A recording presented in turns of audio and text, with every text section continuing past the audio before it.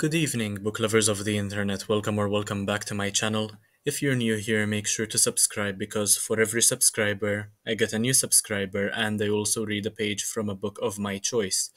So in today's video, I am going to be reviewing this book called Koppji by the author Jacqueline Mizzi. She is a Maltese author and the book is in Maltese as well. And I think it would be a good idea to review this book in Maltese, and I think it's the first time that I will be doing this on this channel. You can check the subtitles where I'll be translating everything to English.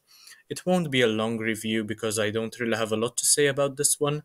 It has about 220 pages and I rated it 4 out of 5 stars. And make sure to switch on the subtitles or the captions, whatever you'd like to call them, to follow what I have to say in English. So, jiena naħseb li dan huwa ktieb interessanti ferm minkejja li mhux wieħed li kieku s-soltu naqra jien. Iddeċidejt naqbad wieħed li għandu x'jaqsam ma' kif jaħdmu l-koppji jew ir-relazzjonijiet għax naf li Mizzi hija kittieba tajba u tifhem ukoll kif jaħdmu l-imħuħ tal-karattri tagħha. Dan il-ktieb jikkonsisti minn żewġ koppji, għandek lil Daniel u lil Isabel, lil Olivia u lil William. Waħda mill-koppji ma jistax ikollha tfal u l-koppja l-oħra għandha 3 tfal. U tara dan il-kontrast bejniethom li huwa wieħed pjuttost dwejjaq minn ċertu aspett imma fl-istess ħin taraf ukoll li min għandu tfal mhux neċessarjament ikun kuntent wara kollox. Din hi probabbli parti mir-raġuni għaliex huwa realistiku u mimli temi li ċert li bosta jistgħu jirrelataw magħhom voldri għax Jacqueline Mizzi hija kittieba li tifhem kif jaħdmu l-imħuħ tal-karattri tagħha bażikament, għalhekk naħseb li huwa ktieb realistiku. Għalkemm naraf li l-karattri tagħha huma l-iżjed aspett importanti f'dan ir-rumanz, naħseb ukoll li l-kittieba setat kienet iżjed kreattiva fis-settur ta' dak li jseħħ f'kuntest domestiku għax bosta kapitli kienu xi ftit stereotipiċi u għal din ir-raġuni repetittivi u mhux neċessarjament ħadd pjaċir naqrahom daqs oħrajn.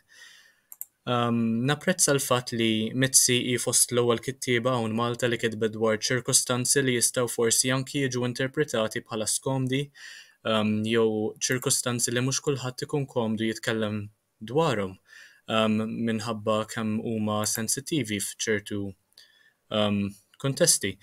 Tindika wkoll li l-intenzjoni tagħha hi li toħloq livell ta' empatija u fl-istess ħin tindika lil qarri kif fl-istess sitwazzjoni jista' jkollha bosta angoli minn fejn tinftiem. Ħaġa waħda li nixtieq nikkritika b'mod speċifiku hi li Mizzi hemm bżonn taħdem iżjed rigward kif tikteb karattri maskili għax il-personalitajiet u l-imġiba tagħhom hi waħda jew esaġerata jew mhux realistika.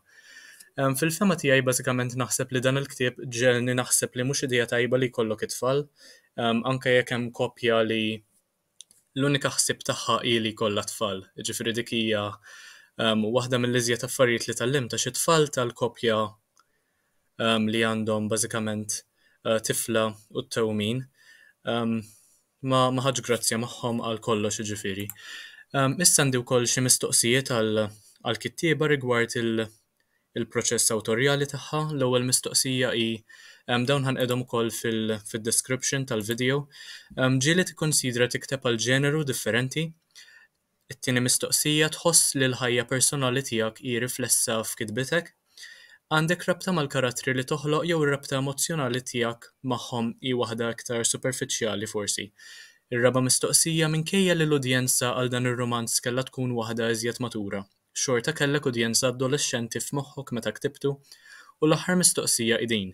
Xi ġielek tħoss il-bżonn li tesprimi ruħek u titkellem dwar ċerti ċirkostanzi skomdi permezz tal-kitba tiegħek. Bażikament dak huwa dak kollu li kelli ngħid dwaru dan il-ktieb. Ħadd pjaċir naqraw, però ma naħsibx li huwa ktieb li kieku se naqra iktar dwaru jew iktar kotba simili tiegħu.